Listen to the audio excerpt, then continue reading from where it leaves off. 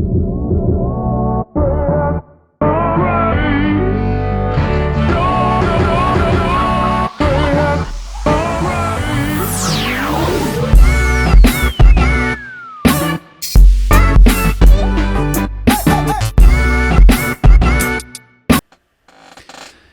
sorry. Creaky chair. All right. Hey, everyone. Welcome back to the Shadburn Show. I'm back with the wife. And this episode, I just wanted to talk about something a little bit. Do you need to get situated? What are you doing? This Why don't chair you get is so situated? loud. Okay, whatever. All right. So I didn't tell Laura what the topic was. I kind of have a few topics, but this was just something I was thinking about today. And I wanted you to also be able to comment on this if you want. But I have certain philosophies in life that I think about often, and it's just come up from my upbringing and experience, and even just kind of what I've accumulated from other people over time. But to me, oh gosh, what are you gonna say? Okay, well, I'll expand upon it for a little bit, and then you can add in on it, because I feel like you'll feel the same way. Okay, I have no idea what you're about to say. Okay, so I think about family often, and I think about career, and what do I want to make my life about? What do I want the purpose of my life to be?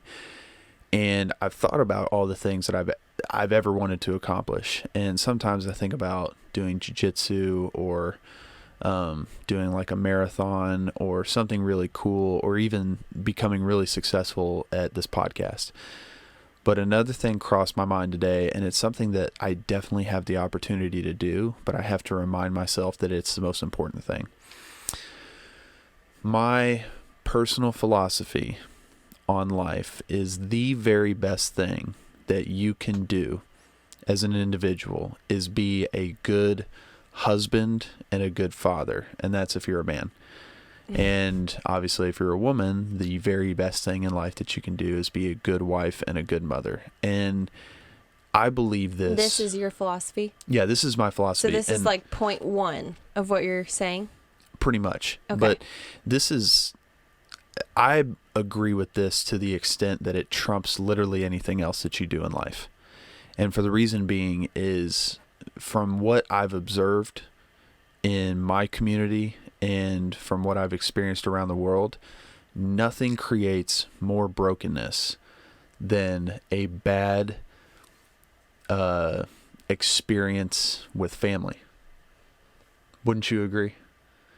And yes, but I'm already thinking of listeners that aren't married or don't have kids. Well, I would say this to people who are single, who don't have a family of their own, that this is a philosophy you ought to take to heart. Well, what if they never get married? And what if they can never have kids? That's what I'm thinking. Well, that's another subject entirely. I mean, obviously, I would say it's one of a few philosophies that I believe are important. Gotcha. But this is where, for a certain demographic, if you've been blessed with a family, and if you've been blessed with a wife, a spouse, and you've been blessed with children, it immediately trumps almost everything that you do in life. And it's like, if you don't get it right, then it doesn't matter how successful you were in anything else that you did. You could have been an athlete, a doctor, a CEO. You could have been anything. Well, what about... Sorry, I'm just Mrs. Challenge. Yeah, poke at this as much as you want. Yeah. So what about like being a Christ follower? Wouldn't a Christ follower do these things? Yeah, they would really. These are like one of the most important values within Christianity and within like your journey with Jesus. But I mean, imagine being a Christ follower. I guess like you're saying this all encompasses being the best Christ follower you can be is like these two things fall in line like right away. Well, for one, if you're a Christ follower, I can't imagine being a father and a husband, like making that sit on the back burner. Yeah, like that wouldn't be right. Yeah. But you see it though. Mm-hmm. That's the issue that I'm bringing up is I don't know if our culture has somehow just forgotten about this, but whenever I talk to people, I've worked in several restaurants throughout my life, and I've worked with a lot of people that aren't Christians and even have, I don't know what the word is right now, but Keep a lot talking, of, I'm researching something. yeah, but they have a lot of animosity. That's the word, animosity towards Christianity. And 90% of the time when they do that, I know for a fact, and I've learned that it's from bad family experiences. Yeah. That their families are what they would call really religious and avid churchgoers. And they're like, yeah, I don't believe in Christianity at all. I don't know why anybody would. And I would dig further and I'd realize that they had a terrible family experience. I mean, maybe their parents, like their dad wasn't a husband to his wife and a father to them, you know? Yeah. And I'm like, what if we honestly fix that? What if we made that a point in our culture to say, hey guys, remember, yeah, come to church and obey the Lord, obviously. But, you know, one of your responsibilities on this planet while you're here is being a good husband and being a good father. And it really doesn't matter what you do, like for money or career or what you accomplish outside of that. Because if you break your family, then you're wrong. Mm-hmm. Like I would go as far as to say you were wrong. You chose your career over your family. Your family became broken, and that was the wrong thing to do. You know what I'm thinking of though? That would be a good like debate topic, which I'm interested to see what you would say about this, because a lot of Christians believe differently. So, I've known, like, through the grapevine, like, I haven't known people that have done this personally, but I've heard, like, people that I know have told me about people that have done this that they know. Mm-hmm. So, they're married, they have kids, and then they feel called to go to some other country or some other, like, geographic region that's completely different, but they're called to leave their family. And so they leave, they're like wife and kids, and then they go and do missions, like either somewhere else far away in the country or like a different country. So what do you think about that? Because God does say, like, go and make disciples of all nations. Yeah, but what's the verse that's like, leave your fathers, mothers, brothers, sisters, wives, husbands, children. If you do not leave them for my name's sake, then, you know what, I'm just going to find that verse and you go ahead. Go ahead and find that exact verse and then also get the chapter surrounding it, because contextual scripture is important, yes, for one. But for what I would initially say right off the bat is there are nuanced situations to that point of view already. So what are we talking about? Are we talking about a short-term mission trip where it's a week, 2 weeks, or even a month? Or are we talking about a long-term mission trip where it's a year or a few years or just all together? If, like I found it, by the way. Okay. I had somebody on the podcast. I've had several people on the podcast that are missionaries that have either do mission work on their own or they have it with their families.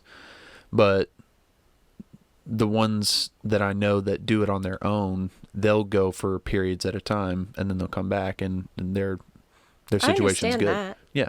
But are you saying like, hey, I'm going to divorce my wife? No. They don't divorce. They just leave. And sometimes it's like unclear when they'll come back because the Lord hasn't like disclosed that yet. So sometimes, do they have the option to come back, or is it like hey, they kind of go back and forth? Like the personal story that I've heard is they've left to go to a completely different state, like on the other side of the country, and they're there for like seasons. So like the whole summer season, but then they come home for like very little amount of time and then they go back. So it's pretty much like they've committed their life to missions apart from their family, and they're committing 80 to 90% of their time doing other things besides being with their family. And I don't know what that all entails. Honestly, like, on its face, I wouldn't agree with that. I mean, I know that people are called to certain places, right? Yeah. I do believe that there are things that trump certain things. And for one, if that person's under the belief that, oh, I can only witness to these people on the other side of the country, I'm like, dude, if you're not witnessing to the people in your own backyard or your own neighbor, I got news for you.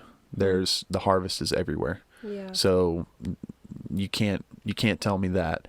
Like, you could even go one city over and do it there, and you could be home for dinner. So, Yeah. you know, But that's then all again, I'm saying. God does call people to go really far sometimes. But I believe your family I don't would. know about that specific story. Like, I don't know all the details and stuff. Right. But so it's Matthew 19:29, and here's the New International Version. And everyone who has left houses or brothers or sisters or father or mother or wife or children or fields for my sake will receive 100 times as much and will inherit eternal life. And I was just reminded, I think, like, if not one of Jesus's disciples, like, I know it was at least one, was married. Yeah. So that's interesting to think about, like, all the travels that they went on while that one disciple was married. Read that one more time. Okay. This is just verse 29. I know you asked for context. Yeah, so but I just don't read know. that. Just read that verse real quick. Okay. Can't see past this freaking microphone. It's so big.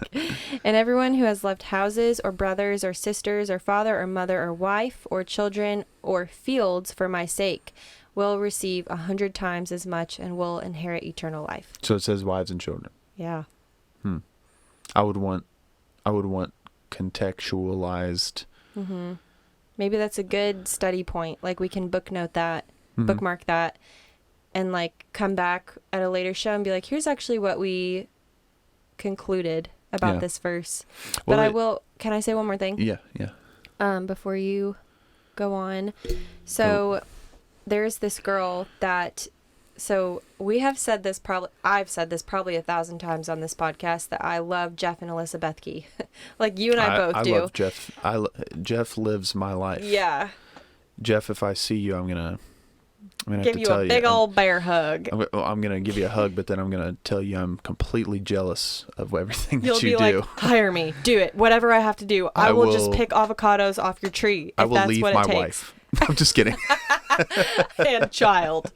And child. No, the child's coming with me. You know, I've never said this before, but I am called to Hawaii. I'm called to Hawaii.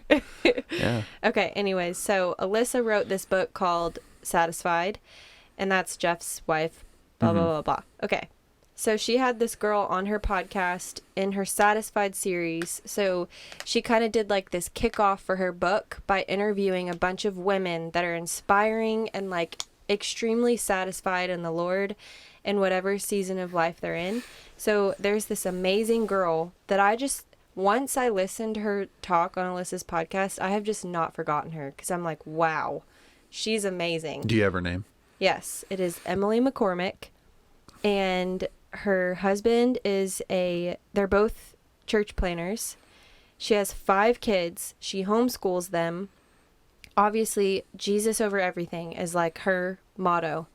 But she said, homeschooling my tribe. And so she has, like, I'm on her Instagram right now. It's Emily McCormick, EmilieMcCormack.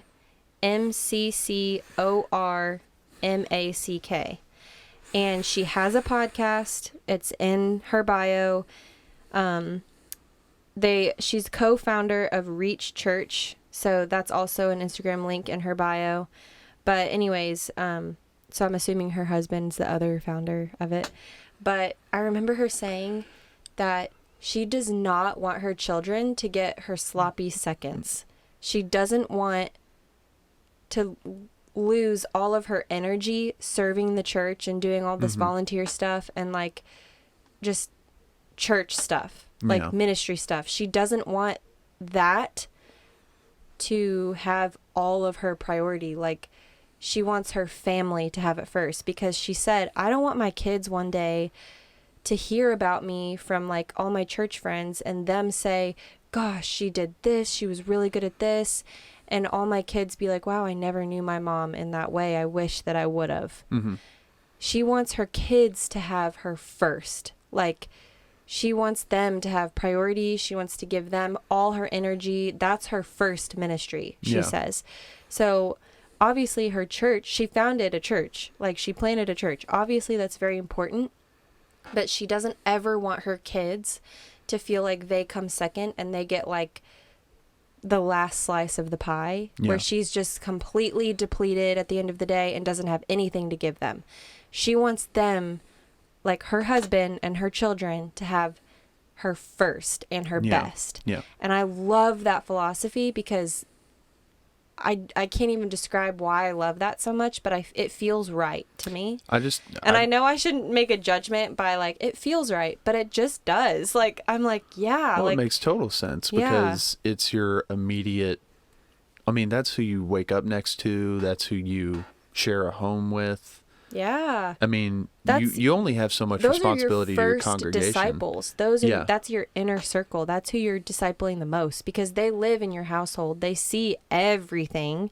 Yeah. So it's really like, it makes perfect sense. And I heard Melissa Helser say the same thing, which is like another role model of mine that I talked about in our last podcast. Mm-hmm. She said one time she was praying for this lady and they were at this like ministry event. It was possibly a teaching that Melissa and Jonathan were doing together.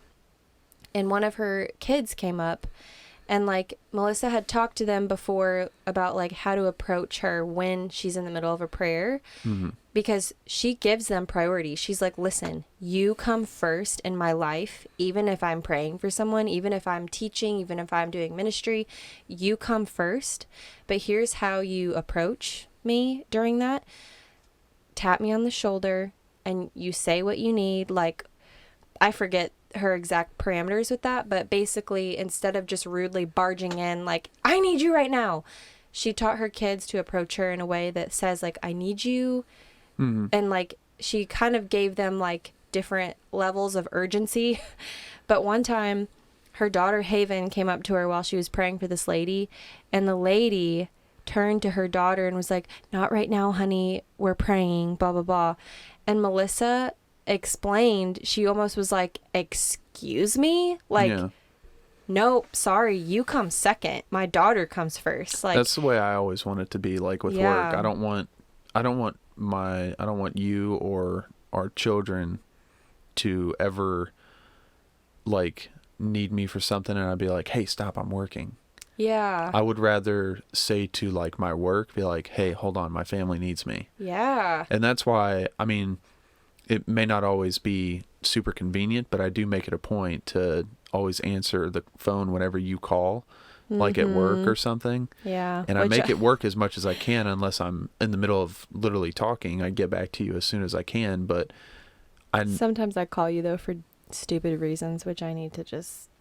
You'll tell me about how I'll be like, hey, I just really need to tell you about my dream. You realize you put your sweatshirt on backwards? I'm just kidding. No, I really will. I'll just be like, I have to tell you about my dream that I had last night, or like, and I'll just be like stressed over like all the like stuff that's in the warehouse, and I'm like, yeah, tell me your dream. Whatever, you care. I do. No, I don't ever want you guys to ever be afraid to interrupt me for that, because it's like you're the number one thing. Yeah. And if nothing else, it's why I work. Where I work for you guys. So if I'm like, you're getting in the way, you are the thing and we're the team. Doing. Like we are the team, and we all have our unique roles, but we are the ones that like are actually working together. So it's not like, okay, you go do your thing, I go do my thing, and then at the end of the day we eat food and then just like go to sleep and then disperse again the next day. Yeah, we're not people with separate lives that share a bed. Yes. We share a life. Yeah. And Cadence is very much part of it. And I was actually holding her today and just had a couple thoughts cross my mind. Like, as I was holding her, I always think about, like, there's purpose in, like, her being born first. Like, I always think about that. Like, I really do think that there's a reason she's first in line. And I'm not saying I'm pregnant. This is not a pregnancy announcement. I'm just saying, like, you and I both want to have kids later. So she's first. And I was just holding her today. Like, she's a little baby. Like, she's 6 months old, but she's so big in my heart. I feel like she's a big kid. Like, I just feel like we're already like partners in crime. And I'm like, I think that she's really gonna be a super soldier in our family with you and I. Like, I really feel like she's just gonna be like a partner in crime. Not really crime, but like, just for a lack of a better phrase, like, she's really gonna Even just like a partner in ministry. Yeah, like, she's gonna lead the charge. And I don't know what all her unique giftings and traits will be just yet, but like, she has already this like calling on her life, even as a little baby, that God is growing her into and maturing her into. And it's actually really cool just to think like, one day she, depending on how many kids we have, she's gonna be like teaching them things and leading them.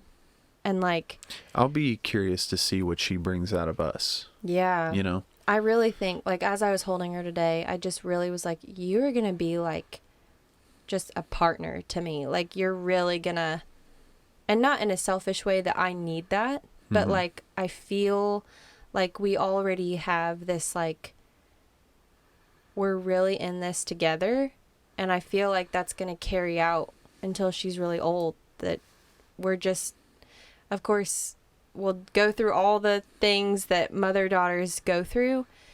But like, I do think that we're going to just really like, I can't really like put words to it, but, I don't know. Do you kind of know what I'm trying to say? Do you think you guys will butt heads ever? Probably. I think, in all honesty, you and Cadence will probably fight more than me and her will. Why's that? I don't know. I'm just chill. Did they say? I'm just chill like that. Honestly, I'm not like. Well, it's. I'm not surprised to hear that. Like. Well, imagine, whose job is it to teach her how to be a woman? You know what I mean? I could try.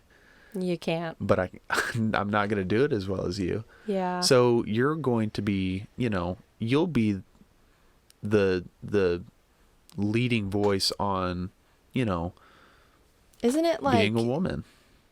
The more, this is probably just like a myth probably, but like, the parent that you're most alike, you argue with the most.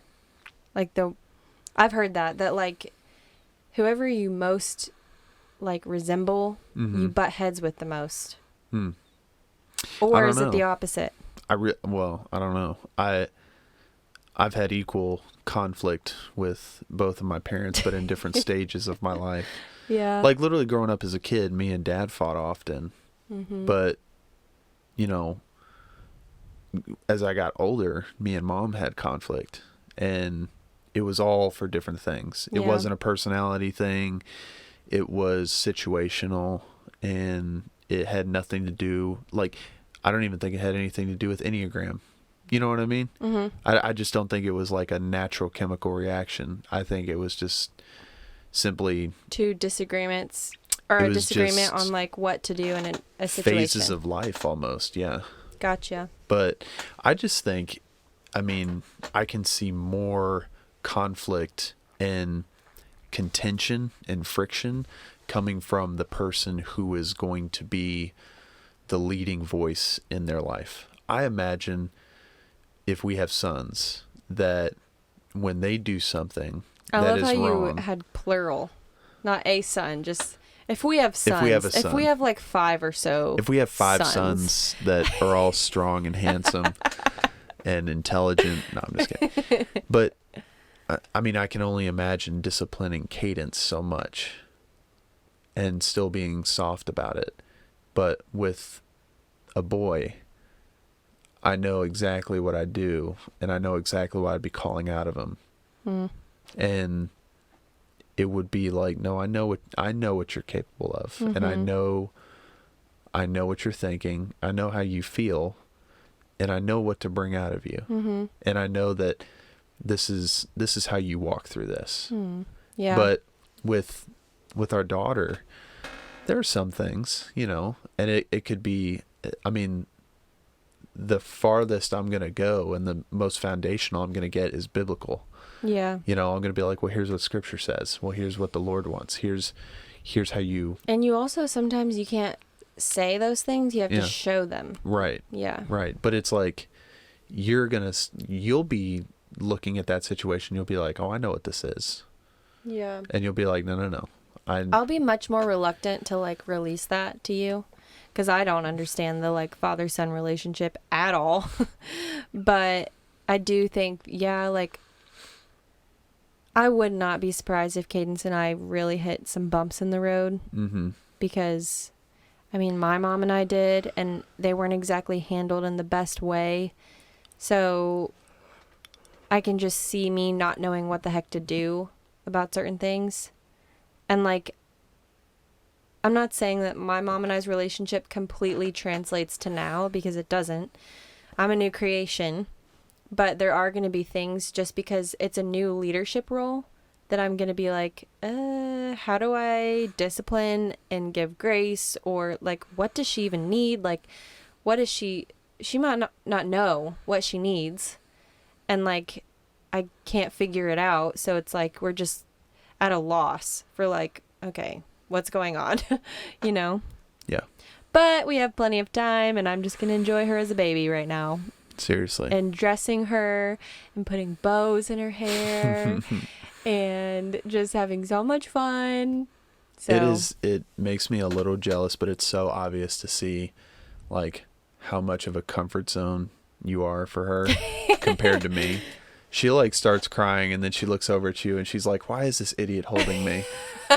She's like, come get me.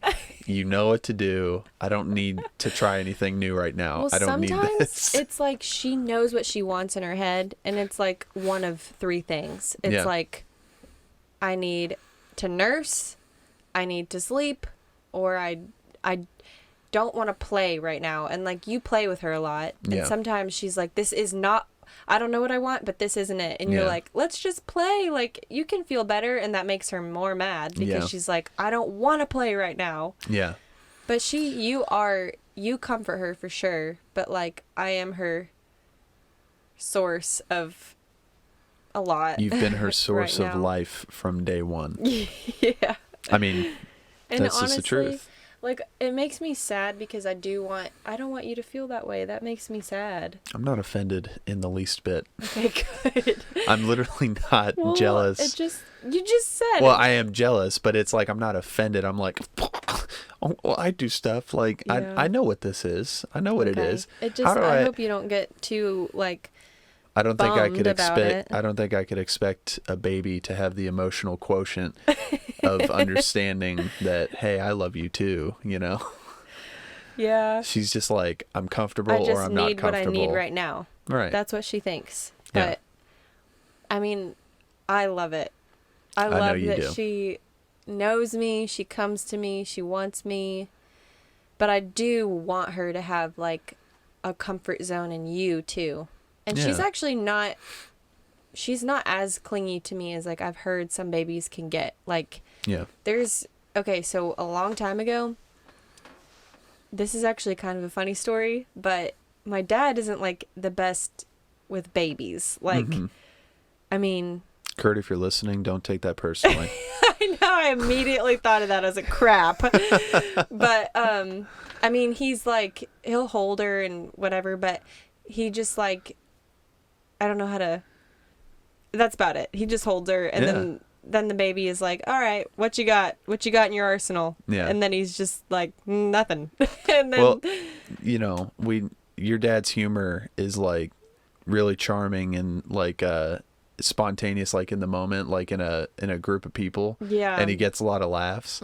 But it's like when he holds the baby, it's like he applies that same thing, and the baby's like, I just need a woman's touch right now. Like, I feel like I'm not up to par with this humor yet. So. Yeah. So, okay, the one time though that a baby loved him, like loved my dad, Wasn't it your cousin's baby? Nope.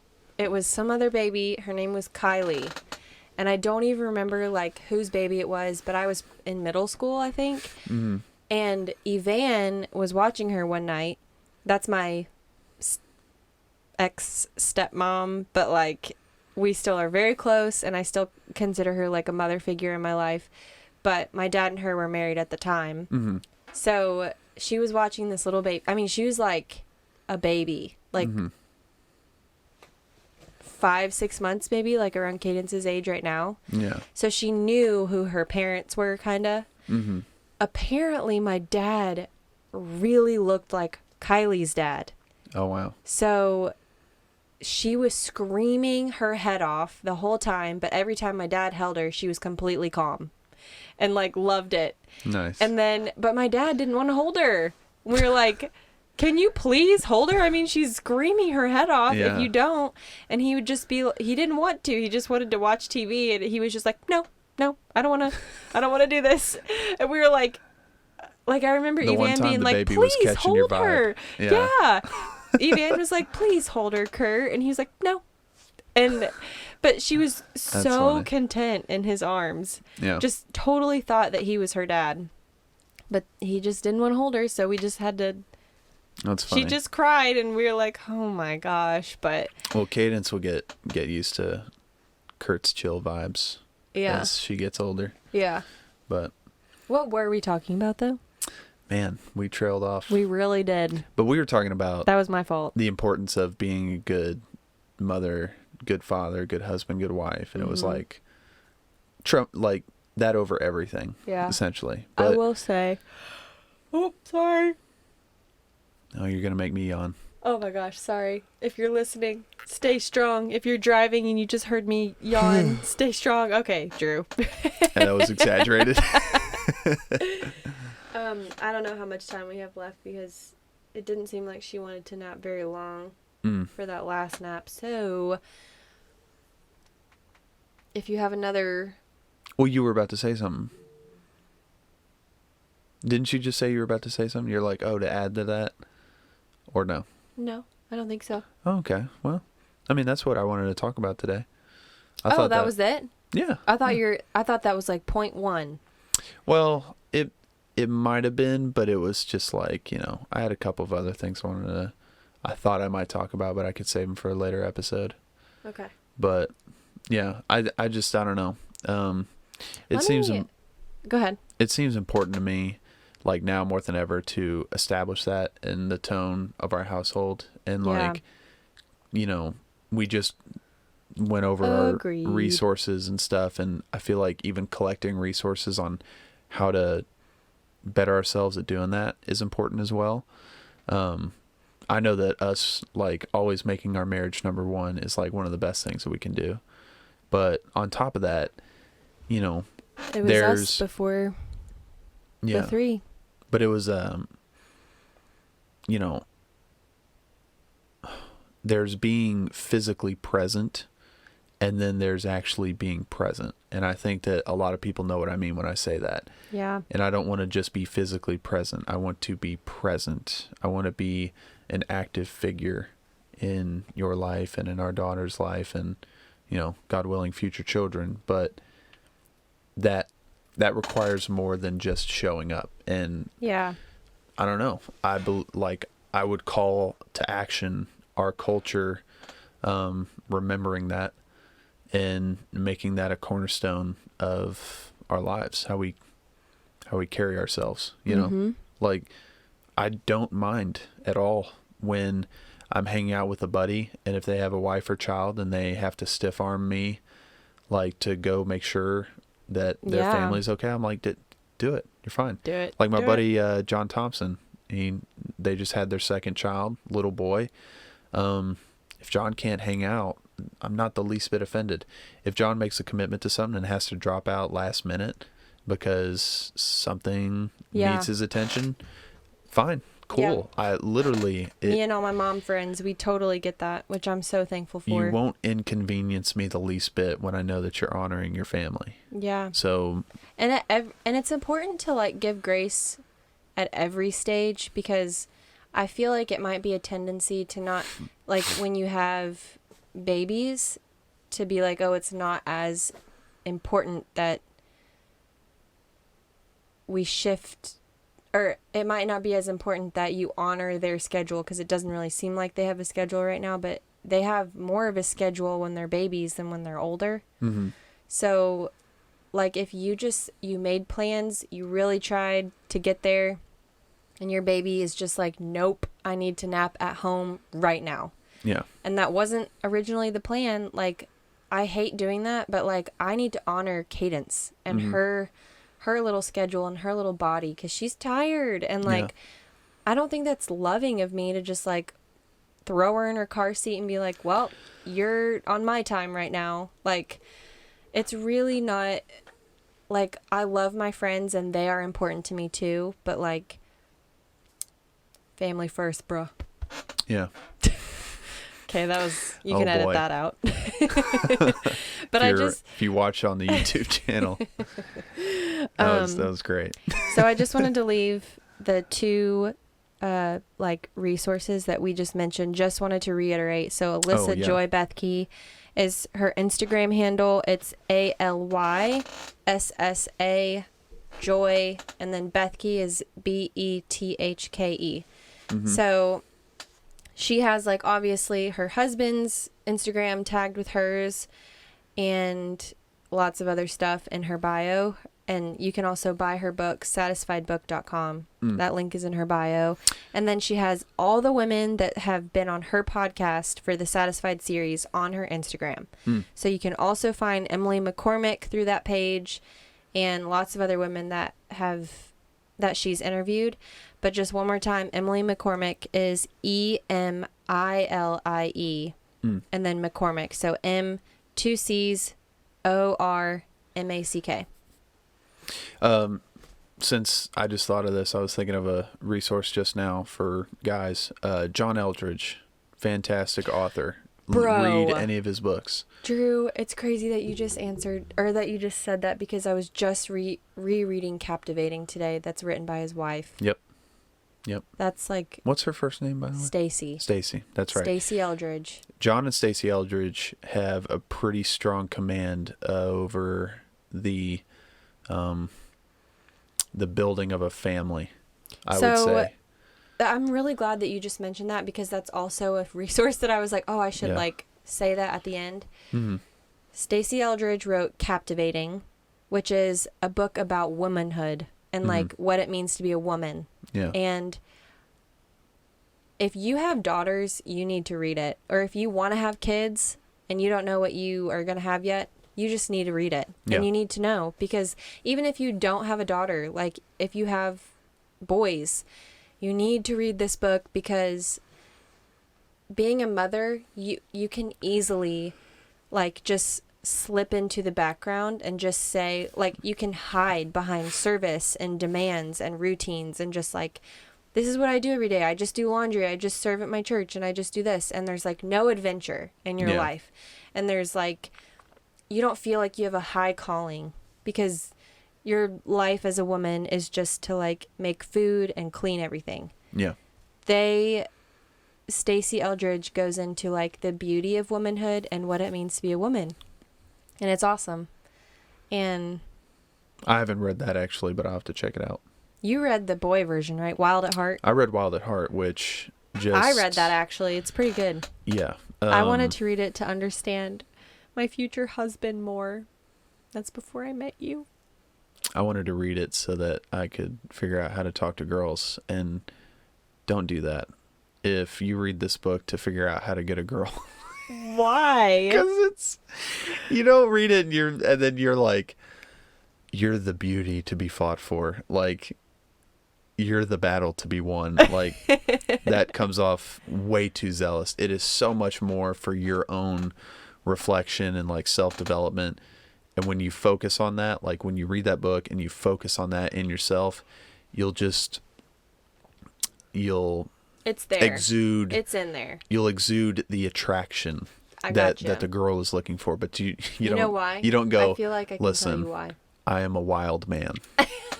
And I'm going to take you on an adventure. And you're what do you battle to be won. You're the beauty to be fought for. So I feel like you exude all that because you internalize it and believe it. Yes. And I feel like you exude what you believe. But I never had to tell you I read that book. Yeah. You know what I mean? I just started believing that about myself. What did I read? That one of the books that I was like, this is who Drew is. This is like what he does. And that's why one of the big reasons that I was attracted to you. Was I reading Wild at Heart? That I was like, wow, Drew, like, he lives his life this way. Because Wild at Heart talks about,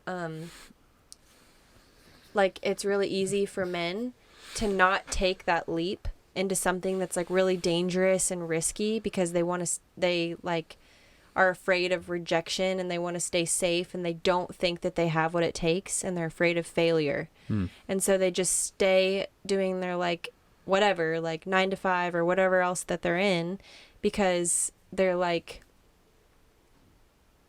I don't believe in myself and I don't know if other people believe in me. I feel like you're thinking like you're in dreamland right now thinking about all this. I'm thinking about it as you're saying it, but yeah. I know. So, but you honestly don't do that. Like, you really take risks. Like, almost so much to the point I'm like, stop. Yeah. Please stop because... I mean, I bought a bunch of microphones and a camera to display my intellectuality and to leave it up there for rejection or acceptance. So seriously, though, like, you started this podcast because, like, you're an adventurer. And, like, you just quit your job and went to Sicily for 3 months. I was like, wow. He's so brave. And like... And then I had to move back in with my parents. Because I lost all my money. But that's so cool, though, because you went for it and, like, you risked it all. And then you, like, did the same thing for your coffee shop. So even though not everything has, like, stayed afloat, you still have that spark in you that's like, I can do this. Yeah. And I can start all these things. And I believe in myself. And, like... I appreciate that. Yeah. But, like... I think there was also, what's that book that's by Sky? Is it Sky Jethani? I have no idea. It's called... I've never heard that name. Is it called... I know it. Stall them, babe. Tell a joke. Drum roll. Oh my gosh. Why is it when I have to think of a joke, I can't think of one? Here it is. I found it. It's all dirty jokes. Okay, so he wrote With. And oh, you gave me that book. Did you read it? No. Listen, people. I read the first 2 chapters. No, listen, people.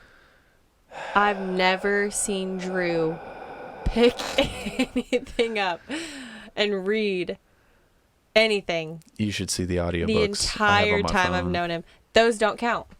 They absolutely count. I don't think they count. We're doing an Instagram poll. This is somebody that's not with the times. Yeah, we'll do an Instagram poll right after this. We will. We will. Yeah. For those of you listening to this episode, feel free to reach out to Laura and just pass on whatever wisdom. I really might look up the definition of reading right now to prove you wrong. No matter what, I'm absorbing that information. You are. And I agree with that, so but that I don't think counts. that's reading. What is reading? Let's look up the definition. But anyway, that's like running. Sky Jethani, I don't know if I'm saying this right. He wrote the book With, and it's like the 4 postures that people can take with God that organized religion has kind of like inadvertently done. And what is the other 4 things? It's either from... Oh, yeah. You remember. Well, because I did read some of it. I almost read all of it, just didn't.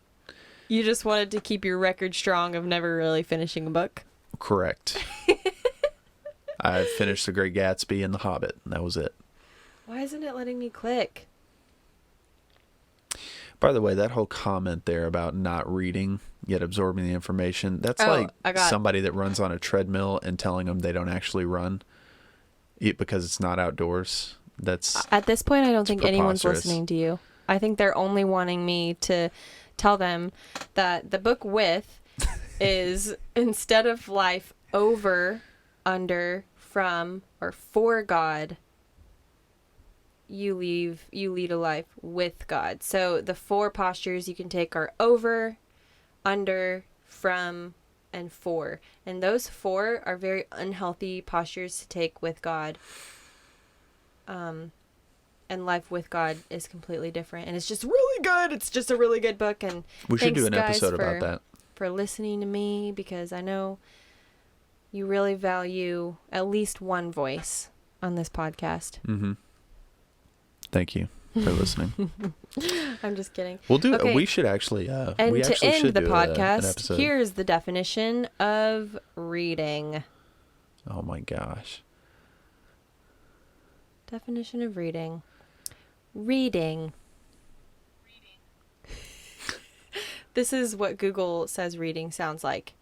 Reading. Oh gosh, that was loud. I'm really sorry. Yikes. Reading. Okay, it's like not. It's not going to read the definition. Reading. Noun. The action or skill of reading written or printed matter silently or out loud. Or Via aloud. audiobook. The reading of a will. Via audiobook. An occasion at which poetry or other pieces of literature are read aloud to an audience. Here's a little So something. when you listen to an audiobook, someone is reading for you. That's correct. Bam! You ain't reading? That's fine by me.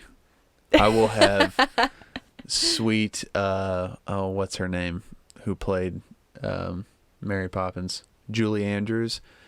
I would listen to every audiobook she ever read for the rest of my life.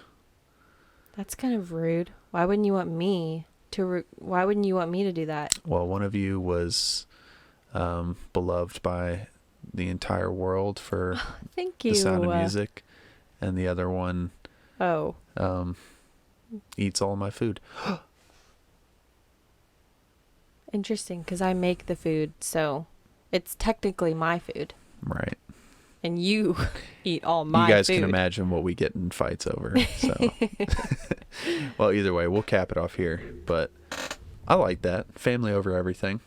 That's a pretty easy idea to get behind. I think Jesus over everything and Yes. family second. God, family. Career. No. Yeah. God, family, community, Dog. country. God, family, dog, coffee. Coffee. Mm-hmm.